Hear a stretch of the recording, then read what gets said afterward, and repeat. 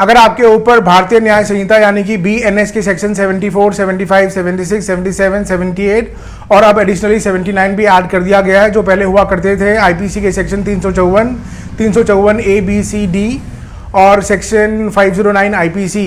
तो अगर आपके ऊपर एप्लीकेबल सेक्शंस में नॉन बिलेबल ऑफेंसेस में FIR हो गई है, तो मैं एडवोकेट आपको आज बताऊंगा कि इन सिचुएशंस में अपने बचाव के लिए आपको क्या क्या लीगल स्टेप्स लेने चाहिए। तो चलिए शुरू करते हैं।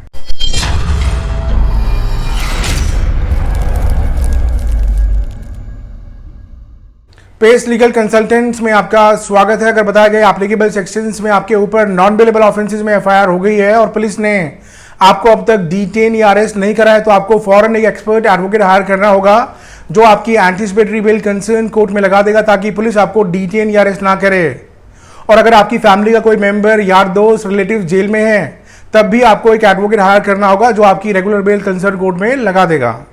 भारतीय न्याय संहिता के section 74 to 78 non compoundable offences है, यानी कि समझौते के आधार पर ट्रायल कोर्ट में ये केस खत्म नहीं हो सकता, मगर इस FIR को क्वाश करवाने के दो तरीके हो सकते हैं। नंबर 1, समझौते के आधार पे आप कंसर्न ऑनरेबल हाई कोर्ट में क्वाशिंग की एप्लीकेशन लगा सकते हैं, बिकॉज हाई कोर्ट के पास ये इनहेरेंट पावर है कि वो इस FIR को खत्म कर सकती हैं।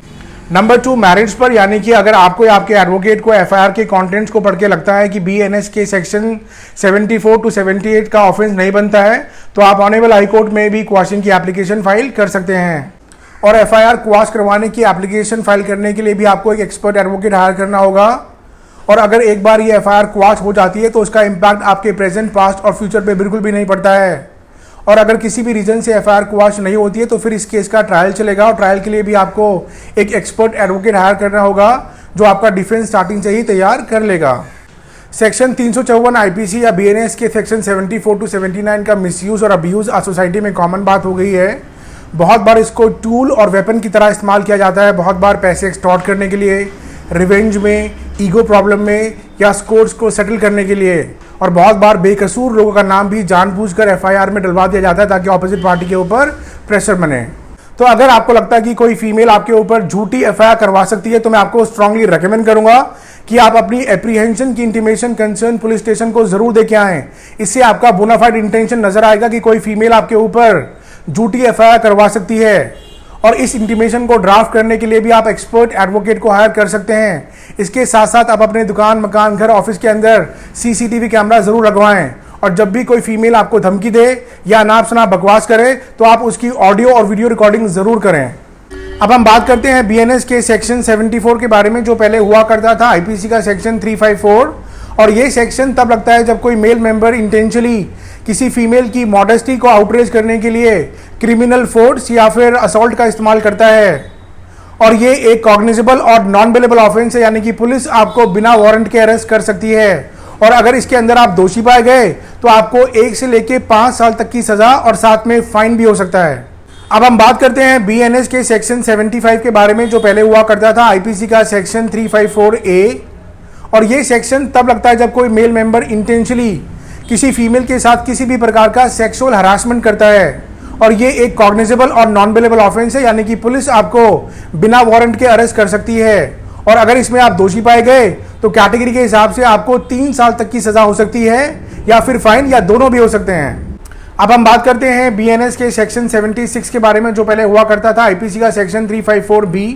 और ये सेक्शन तब लगता है जब कोई male member intentionally criminal force या असॉल्ट का इस्तेमाल करके किसी फीमेल के जबरदस्ती कपड़े फाड़ता है या उतारता है, जिससे वो डिसरोब होती है। और ये एक कॉग्निजेबल और नॉन बिलेबल ऑफेंस है, यानी कि पुलिस आपको बिना वारंट के अरेस्ट कर सकती है। और अगर इसमें आप दोषी पाए गए तो आपको 3 से लेके 5 साल तक की सजा और साथ में फाइन भी हो सकता है। अब हम बात करते हैं BNS के सेक्शन 77 के बारे में, जो पहले हुआ करता था IPC का सेक्शन 354 C। और ये सेक्शन तब लगता है जब कोई मेल मेंबर किसी फीमेल की प्राइवेसी के टाइम उसकी पिक्चर्स खींचता है या वीडियो बनाता है, जैसे कि कोई फीमेल नहा रही हो या अपने कपड़े बदल रही हो। और ये एक कॉग्निजेबल ऑफेंस है, और इसका क्लॉज 2 नॉन बिलेबल है, यानी कि पुलिस आपको बिना वारंट के अरेस्ट कर सकती है। और अगर इसमें आप दोषी पाए गए तो कैटेगरी के हिसाब से आपको इसमें 1 से लेके 3 साल या फिर 3 से 7 साल तक की सजा और साथ में फाइन भी हो सकता है। अब हम बात करते हैं BNS के सेक्शन 78 के बारे में, जो पहले हुआ करता था IPC का सेक्शन 354 D। और ये सेक्शन तब लगता है जब कोई मेल मेंबर इंटेंशनली किसी फीमेल की स्टॉकिंग करता है, यानी कि उसका पीछा करता है। और ये सेक्शन तब भी अट्रैक्ट होता है जब कोई मेल मेंबर किसी भी इलेक्ट्रॉनिक बोर्ड जैसे कि फेसबुक, व्हाट्सएप, इंस्टाग्राम, ईमेल से लगातार किसी फीमेल को परेशान करता है, और ये एक कॉग्निजेबल ऑफेंस है। और इसका पार्ट 2 नॉन बेलेबल, यानी कि पुलिस आपको बिना वारंट के अरेस्ट कर सकती है। और अगर इसमें आप दोषी पाए गए तो कैटेगरी के हिसाब से आपको 3 साल या फिर 5 साल की सज़ा और साथ में फाइन भी हो सकता है। अब हम बात करते हैं बीएनएस के सेक्शन 79 के बारे में, जो पहले हुआ करता था आईपीसी का सेक्शन 509। और ये सेक्शन तब लगता है जब कोई मेल मेंबर इंटेंशनली किसी फीमेल की मॉडेस्टी को इंसल्ट करने के लिए कुछ ऐसे वर्ड्स या फिर इशारे या फिर ऑब्जेक्ट का इस्तेमाल करता है, और ये एक कॉग्निजेबल और बेलेबल ऑफेंस है। और अगर इसमें आप दोषी पाए गए तो इसके अंदर आपको 3 साल तक की सज़ा और साथ में फाइन भी हो सकता है। तो आज के लिए बस इतना ही। होपफुली आपको ये वीडियो बेहद पसंद आया होगा, और किसी भी लीगल इन्फॉर्मेशन के लिए आप हमें कभी भी कॉल या व्हाट्सएप कर सकते हैं। हमारा नंबर है 8826484040, या आप हमारी वेबसाइट पेसलीगलकंसल्टेंट्स.com पर भी लॉगिन कर सकते हैं, या कमेंट करके अपना कोई भी क्वेश्चन पूछ सकते हैं। आप इस वीडियो को सब्सक्राइब, लाइक और शेयर जरूर कीजिए। हम इसी तरह आपकी लीगल नॉलेज बढ़ाते रहेंगे। आप सभी का बहुत बहुत शुक्रिया। Thank you, bye bye, take care.